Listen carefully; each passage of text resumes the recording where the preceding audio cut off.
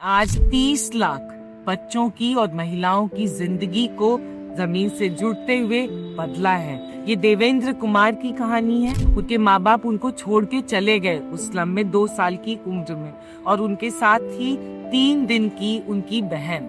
Slum में लड़कियों को टारगेट किया जाता है फॉर ट्रैफिकिंग। जहाँ अभी भी ऑटोज नहीं जाते हैं, डर लगता है, इतना डरावना माहौल है।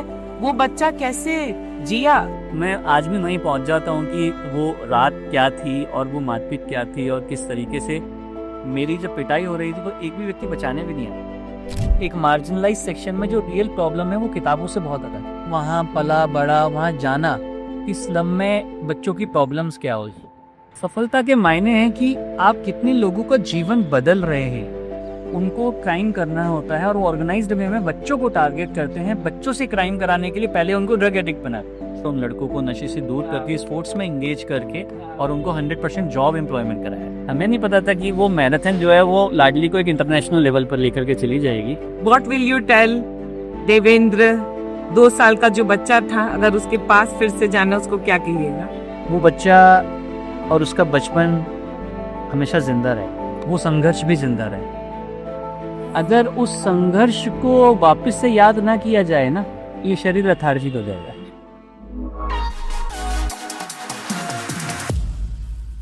वेलकम टू पालथी विद श्रद्धा। हम सब जमीन से आते हैं, मगर कितने लोग जमीन पे रहते हैं। लाखों लोगों से मिली हूँ, कहानियां लाई हूँ, आप सबको पिछले 17 साल से कहानियां सुना रही हूँ। बट अब ये जो कहानियां होंगी ये बिल्कुल अलग होंगी। My aim is, with these stories, my aim is that it inspires you genuinely, it moves you, it shapes you when you are feeling low, when you are going through your tough times. क्योंकि जब आदमी बहुत successful हो जाता है और बड़े बड़े लोगों की कहानियां तो सब लेके आते हैं, बट उन लोगों की कहानी जो बड़ा काम कर रहे हैं, जमीन से जुड़े हुए हैं, भूले नहीं है वो कहाँ से आते हैं, और बहुत संघर्ष के बाद भी they are standing tall and teaching all of us how to live life and how to live life with purpose, with dream, with passion and also with a lot of happiness. ये पहले episode में मैं ला रही हूँ कहानी जो मेरे लिए बहुत ही खास है, and I hope everyone in this country gets to know this story, embrace this story and learn from this story.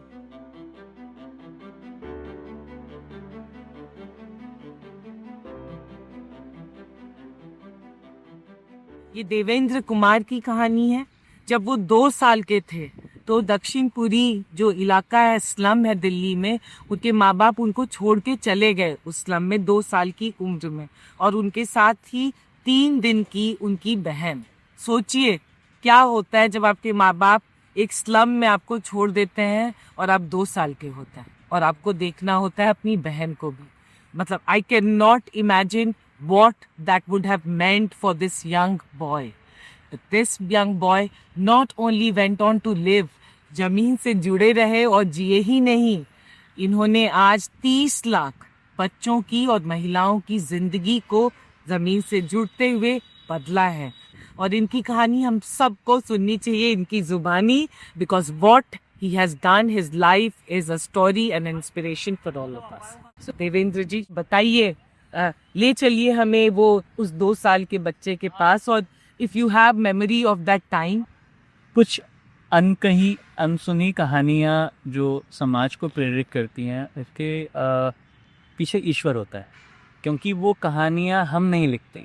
It was not me, it was all about nature. मुझे लगता है कि वो जो कुछ भी हुआ वो मेरी ट्रेनिंग थी। अगर मेरे माता पिता मुझे उस स्लम में छोड़ के नहीं जाते तो वो संवेदनशीलता मेरे अंदर नहीं आ। वहाँ रह कर के, वहाँ पला बड़ा, वहाँ जाना, इस स्लम में बच्चों की प्रॉब्लम्स क्या हो।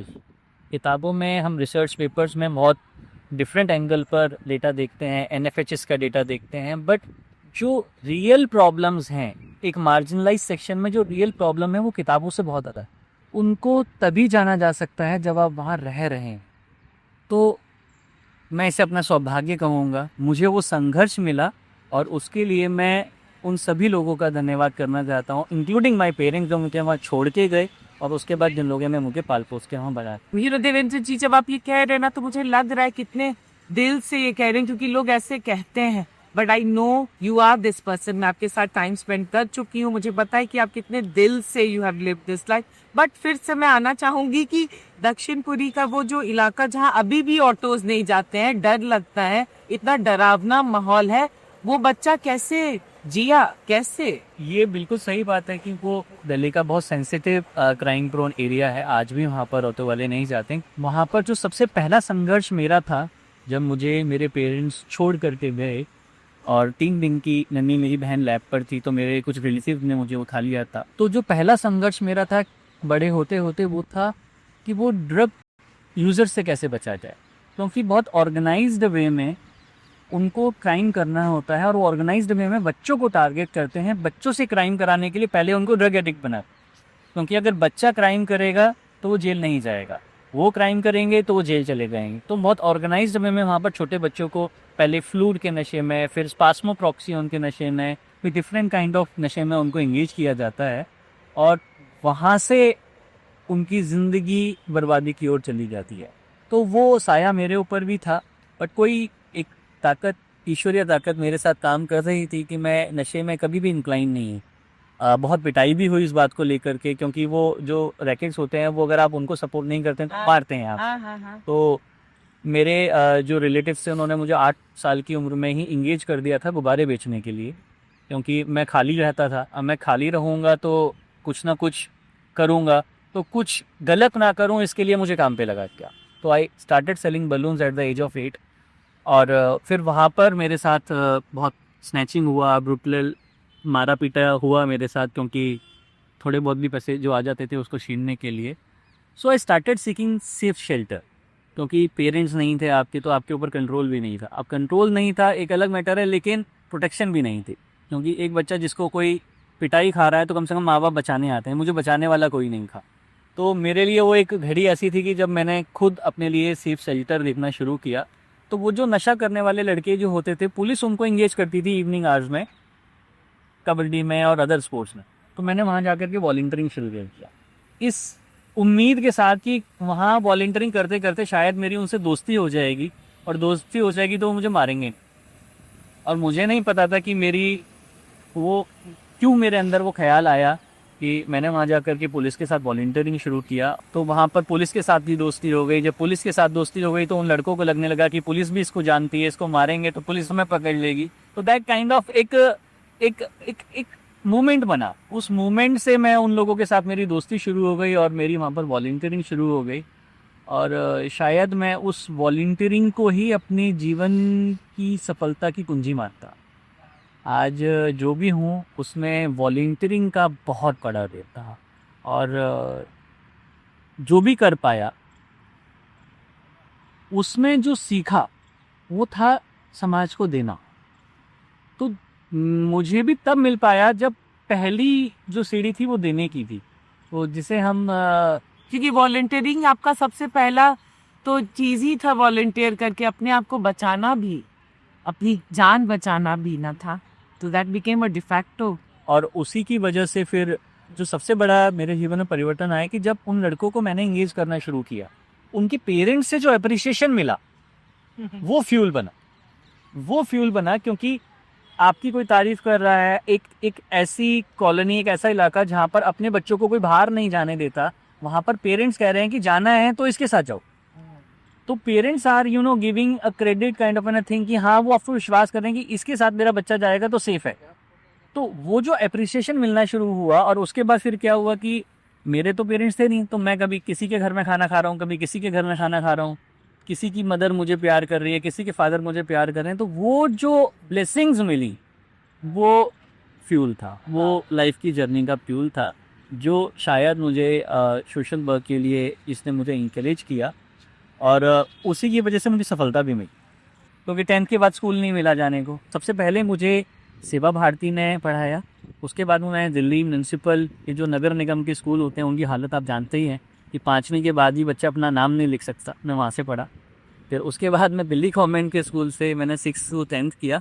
10th के बाद जब मैं 11th में आया तो मेरे पास इतने पैसे नहीं थे कि मैं रेफरेंस बुक्स खरीद, लेकिन मैंने ओपन से अपनी एजुकेशन जारी रखता। तो NIUS से मैंने 12th किया, फिर मैंने ग्रेजुएशन भी कॉरेस्पॉन्डेंट किया, MBA भी कॉरेस्पॉन्डेंट किया, तो इस तरीके से अभी मैंने मास्टर इन जेंडर डेवलपमेंट भी किया वाह। इग्नू से। तो अब वो पढ़ाई आगे बढ़ती चली गई, लेकिन स्कूलिंग मेरी 10th तक ही रही।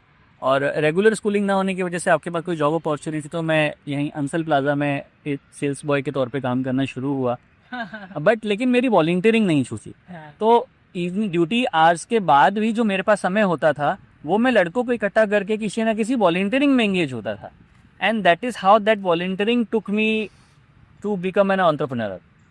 तो कुछ बहुत सारी ऐसी अपॉर्चुनिटीज़ आई जिसको मैं with the strength of my volunteers, ये जो लड़के थे मेरे पास, जो 10 लोगों से हम लोगों ने शुरू किया था, वो 2000 लड़कों तक की फोर्स हम लोगों के पास क्रिएट हो गई थी, जिनको हम इवनिंग आवर्स में स्पोर्ट्स एक्टिविटी में इंगेज करके और उनका नशा छुड़ाया करते। So that was the moment in 2007 I led. और मैं 2007 में कोई बहुत ज़्यादा बड़ा नहीं था, 16 साल का ही था। उस वक्त एक फोर्स हम लोग क्रिएट कर पाए थे कि हमने हज़ारों लड़कों को जो खासकर केमिस्ट शॉप पर जो नीले कैप्सूल के नाम से स्पास्मोप्रॉक्सियोन बिकती थी, उन सबको बैन कराया और उन लड़कों को नशे से दूर करके स्पोर्ट्स में इंगेज करके और उनको 100% जॉब एम्प्लॉयमेंट कराया। बताए देवेंद्र जी, आपसे बात करके I am getting that energy, और सबको वो एनर्जी मिल रहा होगा, क्योंकि फिर से मैं जा रही हूँ इस बात से कि जो सबसे टूटने वाला वक्त था, जहाँ पे आपको के साथ कुछ भी हो सकता था, वहाँ आपने किसी तरह भगवान की कृपा कहिए, मगर आप कहाँ जाकर पुलिस को पकड़े और एज अ बच्चा और पुलिस के साथ वॉलंटियरिंग शुरू कर दिए। मैं आज भी कहता हूँ कि पुलिस को लोग अलग अलग पर्सपेक्टिव से देखते हैं, लेकिन एक पुलिस वाला अपनी जिंदगी, किसी बच्चे की ज़िंदगी में क्या कर सकता है, मैं उसको अपनी लाइफ एग्जाम्पल मान। आज भी मुझे एक दिन याद आता है जो मैं नहीं भूलता हूँ। वो दिन मेरे लिए सबसे चैलेंजिंग दिन था। वो मैं डर गया था, मुझे 12 लड़कों ने एक साथ मारा। मैं 13-14 साल का रहा हूँ और वो ग्रुप था ड्रग यूज़र्स का, ड्रग पेडलर्स का।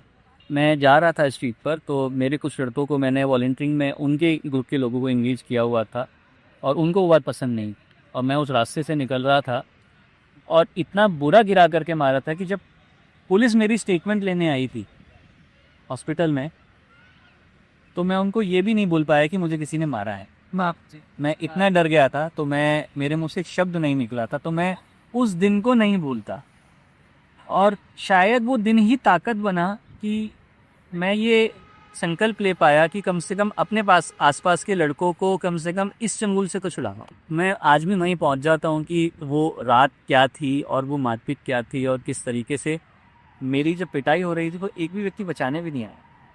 तो जो सबसे एडवर्स सिचुएशन जो थी कि उस कम्युनिटी में इतने सारे लोग थे, जब मेरी पिटाई हो रही थी वहाँ एक भी व्यक्ति बचाने नहीं, सिर्फ पिटने भी आ जा रहा।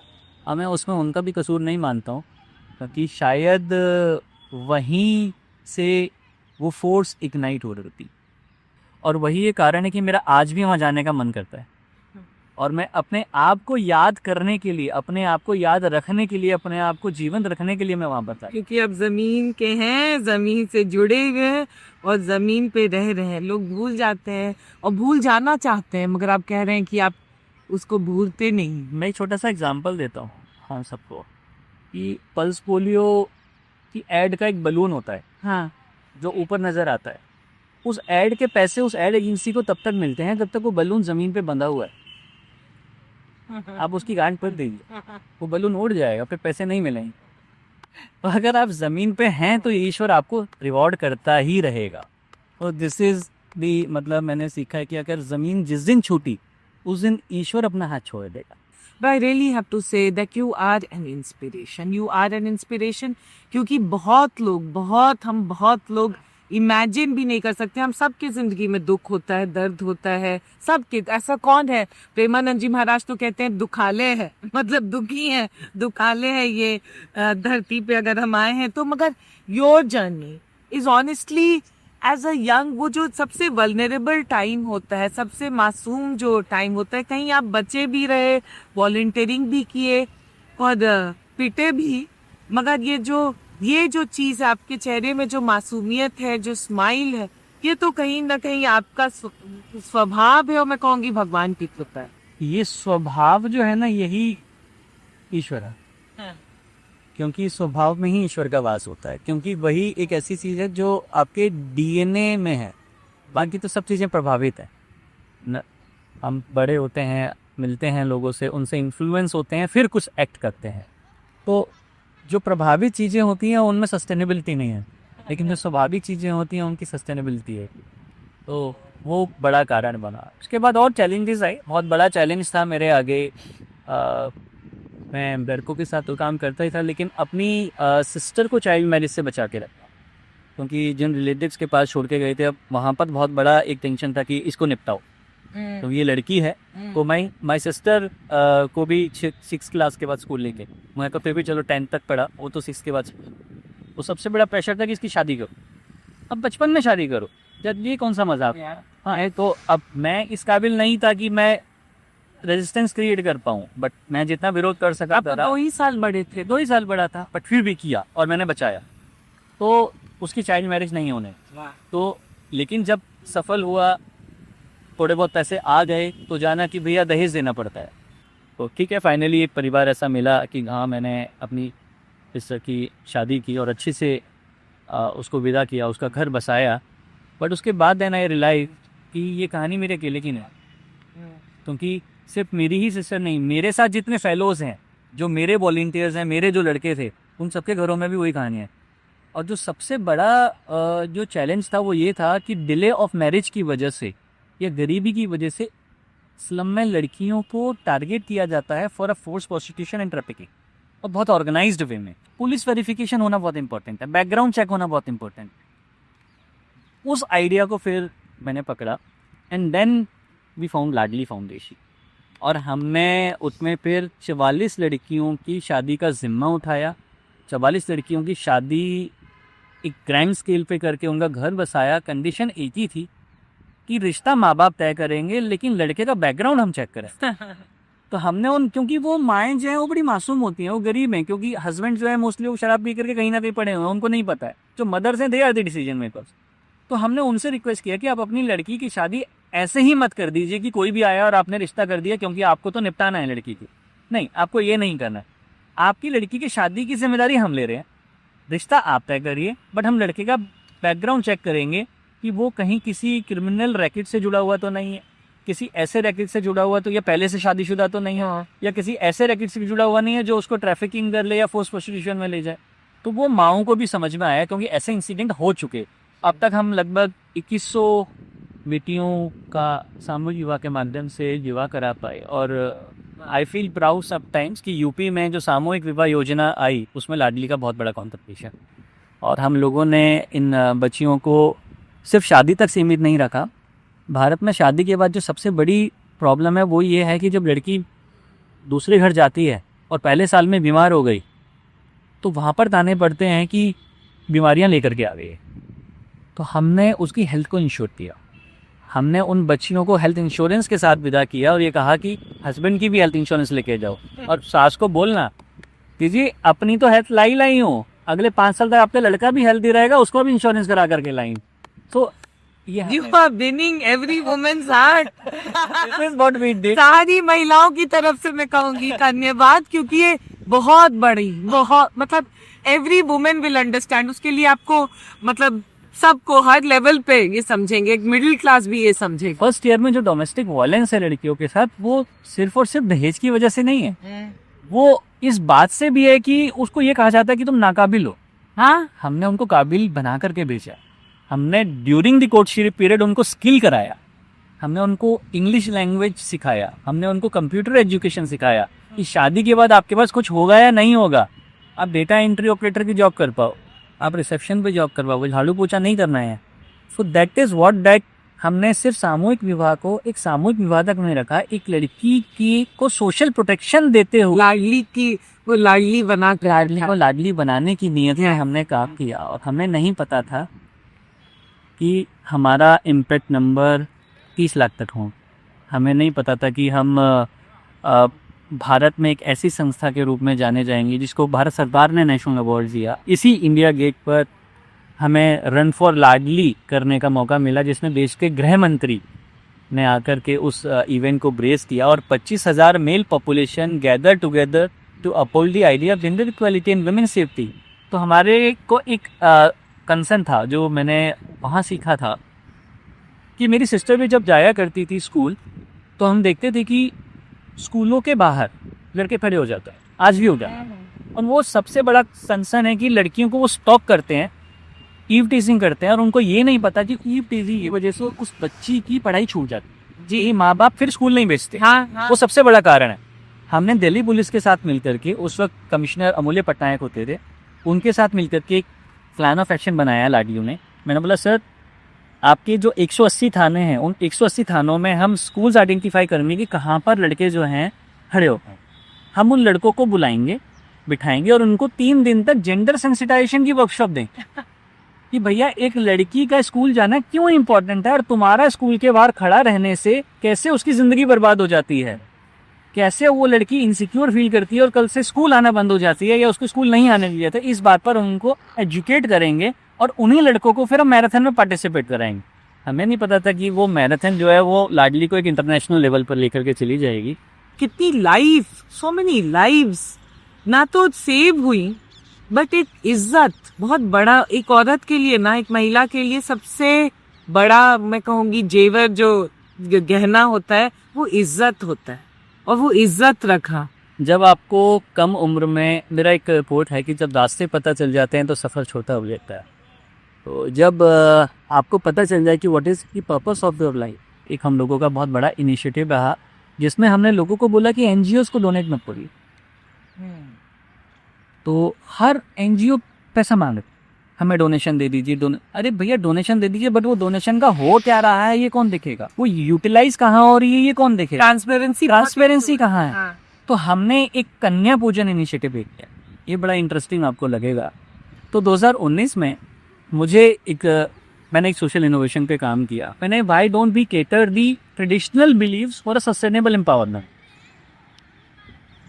तो जैसे आपने पालती मार करके और पद्मासन को फेमस किया, तो उस तरीके से हमने बोला कि हर घर में साल में 2 बार नवरात्रे मनाए जाते हैं और कन्या पूजन होता ही होता है। हम लोग अष्टमी के दिन, नवमी के दिन कन्याओं को बुलाते हैं, खाना खिलाते हैं, 5 रुपए देते हैं और भेज देते हैं। मैंने ये बंद होना चाहिए, इसको हमें सस्टेनेबल कन्या पूजन करना चाहिए। वाह। तो मैंने उसमें फिर आपको जानते होंगे, जूना अखाड़ा के प्रमुख हैं स्वामी अवधेशानंद गिरी जी, मैं उनके पास गया। मैंने बोला कि स्वामी जी, अगर आप हमारे इस मिशन से जुड़ जाएं तो, और आपके मुंह से एक बार ये बात निकल जाए कि धर्म को सोशल एम्पावरमेंट के लिए कैसे प्रयोग करना है, तो मैंने जी लाखों बच्चियों की ज़िंदगी बन जाएगी। मुझे आज भी याद है, इनकी आंखों में आंसू थे और उन्होंने बोला भैया आप जो करना चाहते हो मैं आपके साथ हूँ, आप बताओ क्या करना है। हम लोगों ने 10 अगस्त 2019 को एक कार्यक्रम किया और हम लोगों ने 1 लाख बच्चियों का संकल्प लिया। 77 लोकेशंस पर एक ही दिन ये इवेंट हुआ और उसका लाइव टेलीकास्ट दिल्ली के छतरपुर मंदिर में हुआ। हमने लोगों को बोला कि आप 9 कन्याएं मत बुलाइए अपने घर, भले ही 1 कन्या बुलाइए, कि अगले 9 साल तक वो सेम कन्या हर नवरात्रों में आपके यहाँ रिपीटेडली आएगी और हर बार आप उसे पैसे नहीं देंगे, उसकी हेल्थ और एजुकेशन का ख्याल रखें। अगर उसकी स्कूल फीस जमा नहीं हो रही है तो उसकी स्कूल फीस जमा करेंगे, उसको कोई हेल्थ इशू है तो उसको डॉक्टर के लेके जाएंगे, उसके टेस्ट कराएं। इसके अलावा कुछ नहीं कर रहा। और ओवर द पीरियड वो इतना ज़बरदस्त हिट हुआ कि लोगों ने उन बच्चियों को एडॉप्ट किया। आज कई बच्चियां हायर एजुकेशन की तरफ जा चुकी हैं। कई परिवार ऐसे हैं जो कहते हैं कि इनकी शादी तक हम कराएंगे, हम इनके माँ बाप हैं। वो बच्चियां अपने ही घरों में रह रही हैं। और वो बच्चियां कौन थी भाई? आप अपने हाउसमेट की बच्ची को एम्पावर करिए। आप आपके कॉलोनी में हॉकर आ रहा है, इलेक्ट्रिशियन आ रहा है, सफाई वाला आ रहा है, माली आ रहा है, लोग भी तो गरीब हैं ना। हम इनकी बच्चियों की एजुकेट करने के लिए, इनकी बच्चियों की हेल्थ के लिए जिम्मेदारी नहीं ले सकते क्या? हम एक ऐसी एनजीओ को डोनेट कर रहे हैं जो हमें पता भी नहीं है कि वो पैसा इस देश में भी लगा रही है या इस देश से बाहर लेकर के जा रही है, या कहाँ लगा रही है, किस लिए लगा रही है। हमने लाडली में बड़ा लिखा वेबसाइट पर, we encourage you to contribute through your efforts rather than donating money to us. हम फंड रेजिंग को इनकरेज करते ही नहीं है। आई नो कि पैसा इंपॉर्टेंट है। हम कहते हैं ऐसे लोग जो अपने हाथों से सेवा नहीं कर सकते वो डोनेट कर दें, लेकिन जो सेवा कर सकते हैं वो आकर के सेवा करें। आपको नहीं लगता ये बहुत ही बड़ा सोशल इनोवेशन ये तो एक स्ट्रैटेजी मॉडल फ्रेमवर्क बन सकता है हम लोग सब बड़े हुए हैं ये देख देख कर, और उसको आप इंस्टीट्यूशनलाइज कर रहे हैं इन अ डेमोक्रेटिक वे कि आप सब इसको हर साल सोशल और इकोनॉमिक मतलब बेसिकली एजुकेशन दीजिए और हेल्थ इंश्योरेंस। इस इनिशिएटिव के बाद मुझे न्यूयॉर्क बुलाया गया, मैंने वहाँ पर इसको प्रेजेंट किया and I have been granted the special consultative status in United Nation. उसके बाद commission for status of women, जो दुनिया की सबसे बड़ा महाधिवेशन होता है वुमेन डेवलपमेंट पे पॉलिसी बनाने को लेकर के, उसके प्रीलिमिनरी सेशन में यूएन सेक्रेटरी जनरल के साथ बात करने के लिए मुझे चुना गया। वाह। और वहाँ मैंने इस इशू को रखा कि till the time you will not prioritize the health concern for women in India और in any developing nation you can not achieve gender equality. तो चाइल्ड मैरिज पर हमने वहाँ पर बात करी, हमने बोला कि भैया राइट बेस्ड अप्रोच आप डेवलप्ड नेशन में लेके जाइए, बट हिंदुस्तान में आपको रहना है तो पहले आपको ये जानना पड़ेगा कि वो बच्ची पैदा हो रही है या नहीं हो रही है। और दूसरा कंसर्न पढ़ाई नहीं है, दूसरा कंसर्न है कि 5 साल जिंदा रहेगी या नहीं रहेगी। इनफैक्ट इस पे मैं चाहूंगी देवेंद्र जी आप ये बात कीजिए, क्योंकि बहुत लोग आज बोलते हैं कि अरे फिर से वुमेन की कहानी और महिलाओं की कहानी और रोना धोना, अब दुनिया बदल गया है, पहले जैसा नहीं रहा है।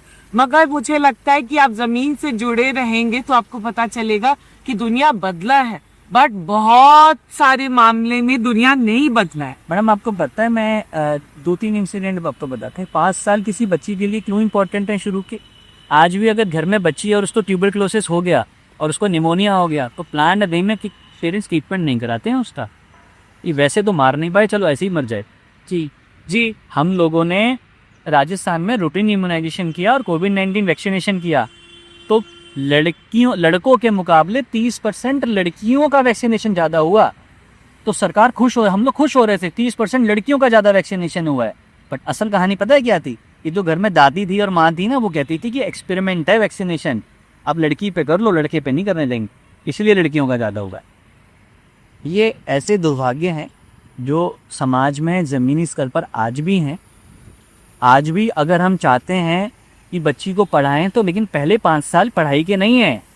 5वें साल में एडमिशन होगा स्कूल में, पहले 5 साल उसको जिंदा रखने के हैं। वेलफेयर बेस्ड अप्रोच, उनको बचा तो लो भैया, आप उनको इस काबिल तो बना लो कि वो अपने अधिकारों की बात भी कह पाएँ, अपने अधिकारों का प्रयोग भी कर पाएँ। क्योंकि सरकार भी रिलाय किस पर करती है? सरकार रिलाय एनजीओस पर करेगी, सरकार रिलाय जो ग्रास रूट पर पंचायतें हैं, लोग हैं, उन इंस्टीट्यूशन पर रिलाय करेगी। बट ग्राउंड पर पहुंचने के लिए हाथ नहीं है। इसलिए मैं कहता हूं कि we need to have a trained volunteering force. हर घर से एक वॉलंटियर होना चाहिए। और वॉलंटियर का मतलब ये नहीं है कि उसको खाना खिलाना आता है, कपड़े मारना आता है, नहीं, ट्रेन्ड वॉलंटियर होना चाहिए। उसको पता होना चाहिए बेसलाइन क्या होता है, डेमोग्राफिक असेसमेंट क्या होता है, नीड असेसमेंट क्या होता है, इंटरवेंशन कैसे डिज़ाइन करनी है, अगर मैंने किसी को कुछ दिया है तो उसका इम्पैक्ट एनालाइज कैसे करना है, इम्पैक्ट असेसमेंट कैसे करना है। तो एक ट्रेन्ड वॉलंटियर हर घर में होना इंपॉर्टेंट है। और हर घर में अगर ट्रेन्ड वॉलंटियर होगा तो इतना सारा पैसा जो कम्युनिटी एज ए CSR देती है, कॉर्पोरेट्स तो अभी 2013 से CSR दे रहे हैं। इस देश में लाखों करोड़ रुपया तो लोग ऐसे ही दे देते हैं, नेकी करो दरिया में डाल, पता भी नहीं चलता है। हर नुक्कड़ पे लंगर लग रहा है, हर नुक्कड़ पर कंबल बांटे जा रहे हैं, वो तो किसी CSR में नहीं आता। इस देश की प्रवृत्ति है, इस देश का स्वभाव है लोगों के लिए खड़ा होना, लोगों के लिए काम करना। पर अगर उसको हम टेक्निकल शेप दे दें, उसको हम उन लोगों को एजुकेट कर दें कि एक ही व्यक्ति आपसे 4 कंबल ले जा करके वापस से 3 बेच दे रहा है, उसको कैसे रोकना है, तो उन लोगों का भला हो जाएगा जो वाकई में ज़रूरत नहीं। उन लोगों का भला हो जाएगा जो आज भी इस बात की आस देख रहे हैं कि कोई उनका हाथ पकड़े। पता आपकी कहानी से एक चीज जो बार बार आ रही, मतलब बार बार आई एम गेटिंग इज, जो अपना दुख था, जितना दर्द था, और बहुत लोग कहेंगे कितना दुर्भाग्य था, ऐसे में बहुत लोग टूट जाते। Your life is actually a testimony for all of us. हम सब के लिए एक उदाहरण है, और जीता जागता हंसता खिलखिलाता उदाहरण है कि आपने अपने दुख और अपने दर्द को कभी हावी होने नहीं दिया अपने ऊपर। बिकॉज ऑफ दैट आज जितना आप दुख समझते हैं, लोगों का दर्द समझते हैं, महिलाओं का दर्द समझना एक होता है सिंपैथी के लेंस से, एक होता है इक्वल और एम्पैथी के लेंस से, एक साथ वो समझना। बिकॉज बहुत सारे लोगों को मैं देखती हूँ ऊंचाई से एक बोलते हैं बात की, हाँ देखो कितना बेचारी झेल रही होगी, या उसके साथ ये हुआ वो, मगर आप जमीन से, इसीलिए कह रही हूँ, जुड़े हुए हैं और जमीनी आदमी है, क्योंकि आपका जो आप जो एक्सप्लेन कर रहे हैं लग रहा है कि आप साथ हैं। एक हमदर्द है और एक हाथ पकड़े हुए हैं सबका, और ये 30 लाख लोगों का हाथ पकड़े। And that to me is a very big story, क्योंकि दुख सबको आएगा, दर्द सबको आएगा, असफलता सबको आएगी। इन सब के बावजूद अगर आप जुड़े हुए हैं और इस तरह से अपने दर्द के अलावा, ये मैं कहती हूँ ना, अपने दर्द को नहीं देख के दूसरे का दर्द कम कर रहे हैं, तो then you are like a Devendra Kumar who is genuinely smiling. You have innocence in your face and you are leading that life. आप क्या कहेंगे सबको? क्योंकि देखिए, परिस्थिति तो कभी अच्छी होती है, मोस्टली अच्छी नहीं होती है, लेकिन हम बहुत लोग टूट जाते हैं, डिसअपॉइंट हो जाते हैं। What will you say? Sudhir ji, जब मैं अपना इंक्लाइनेशन टूवर्ड्स वुमेन डेवलपमेंट देखता हूँ ना, तो why I am passionate for this. वो जो मेरी बहन थी जिसको पाला ना, उसको पालते हुए मैं बड़ी बहन भी बना, उसको पालते हुए मैं माँ भी बना, तो मैंने उस वुमेनहुड को एंजॉय किया। तो एक महिला की स्लम में क्या प्रॉब्लम है, ज़रूरी नहीं है कि उसके लिए आपको आधी होना पड़े या महीना होना पड़े, वो कुछ अलग है कहानी। एक माँ क्या होती है, एक बहन क्या होती है, एक बुआ क्या होती है, एक विमेन क्या होती है, उसका कुछ पार्ट मैंने अनुभूत किया। I am well settled. Dakshinpuri जैसे स्लम से मैं सीधा ब्रिटिश क्लास जैसी पॉश कॉलोनी में जाकर के मुझे रहने का मौका मिला, और ये ईश्वरीय दिन था। बट मैं देखता हूँ कि ये क्यों हुआ।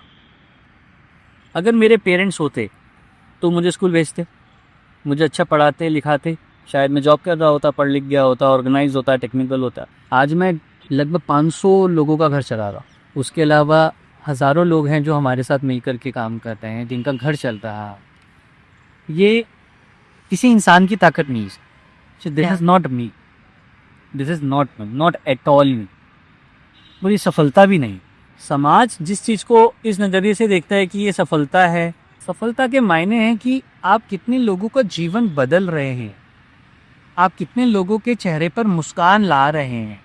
आपने जिन लोगों के चेहरे पर मुस्कान लाई है, उसकी सस्टेनेबिलिटी क्या है। हम एक बच्चे को, अभी यहाँ से आप एक बेगर बच्चे को पकड़िए, उसे 5 रुपये दे दीजिए, वो आपको स्माइल दे देगा।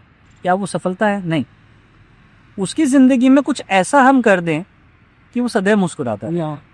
सो वो मुझे लगता है कि वो ब्लेसिंग्स है। अगर मैं आपको रैपिड फायर पूछती हूँ क्वेश्चन, अगर 1 to 10 में कहूँ आप हैप्पीनेस क्वोशंट कितना है जिंदगी में, क्या कहिएगा? 1000। ये जमीनी वाली बात हो गई। दूसरा, अगर मैं कहूँ 30 लाख लोगों को अभी तक आपने उनकी जीवन, you have really made that impact eight ground level, number क्या है? क्या है बड़ा vision? Number can not be vision. एक भी जीवन अगर दूसरे जीवन को बदलने लायक बना दिया, वो जी। What will you tell Devendra, 2 साल का जो बच्चा था, अगर उसके पास फिर से जाना, उसको क्या कहिएगा? वो बच्चा और उसका बचपन हमेशा जिंदा रहे, वो संघर्ष भी जिंदा रहे, क्योंकि वो संघर्ष ही फ्यूल है। अगर उस संघर्ष को वापस से याद ना किया जाए ना, तो ये शरीर अथार्जित हो जाए। वो सारे नौजवानों को क्या कहेंगे, नवयुवतियों और नौजवानों को? आज हम टारगेट्स ना लें, कोशिश करें किसी एक के लिए अच्छा कर। लोग सोचते हैं कि हम 100 पौधे लगाएंगे तो जंगल खड़ा हो जाएगा, पर्यावरण बदल जाएगा। मैं कह रहा हूँ 100 पौधे मत लगाइए, आप एक पौधा लगाइए, लेकिन उस पेड़ बनाइए। मतलब this comes from your heart, this is amazing. Last, Bharat, India 2025 है, हम 2026 की ओर कदम रफ्तार से लिए हुए हैं। अभी 4-5 दिन बचा है। व्हाट विल यू से? इस देश का स्टूडेंट और इस देश का युवा जिस चीज़ को थाम लेगा, वो परिवर्तन लेकर के आएगा। आपने एक मिशन लिया है, मैं पिछले कुछ दिनों से आपके इस ग्रीन मिशन को बहुत क्लोजली देख रहा हूँ। आप इस पर कोई इस तरीके का मैकेनिज्म क्रिएट करिए कि स्टूडेंट पॉपुलेशन, देश का युवा इस कार्यक्रम से जुड़े। और मैं यकीन के साथ कह सकता हूं कि अगर आपने देश के युवा को जोड़ लिया, इस स्टूडेंट को जोड़ लिया, स्टूडेंट का मतलब मैं सिर्फ कॉलेज स्टूडेंट की बात नहीं कर रहा हूं, मैं स्कूल स्टूडेंट की बात कर रहा हूं। 8वीं क्लास का बच्चा, 9वीं क्लास का बच्चा, वो इन्फ्लुएंस करता है सोसाइटी को। वो घर में जब कोई चीज़ लेकर के जाता है तो पेरेंट्स भी इन्फ्लुएंस होते हैं और सोसाइटी भी इन्फ्लुएंस होती है। Yes. हमने किया है, हमने सक्सेसफुली इम्यूनाइजेशन पर इसका प्रयोग किया है कि बच्चों को घर में वैक्सीन नहीं लग रही थी, स्टूडेंट्स को इंगेज किया तो पेरेंट्स ने वैक्सीन कराना शुरू कर दिया था। You're such a remarkable human being, I would say. And last कहूंगी, दर्द। जो आज दुखी है, हम दुखी हो जाते हैं ना जल्दी जल्दी, तो आप क्या कहेंगे उन लोगों को? दर्द उन्हें होता है जिन्हें याद रहता है।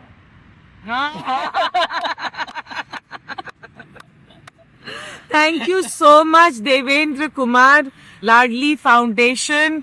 ये है पालथी विद श्रद्धा के star, and he is, you know, I wouldn't use the word star, but अगर अभी हमको रोल मॉडल देखना है ना देश में, तो हम ना देखेगी को पैसे के माध्यम से ना देखें, ये न देखें कि किसका वैल्यूएशन कितना है और किसने क्या किया।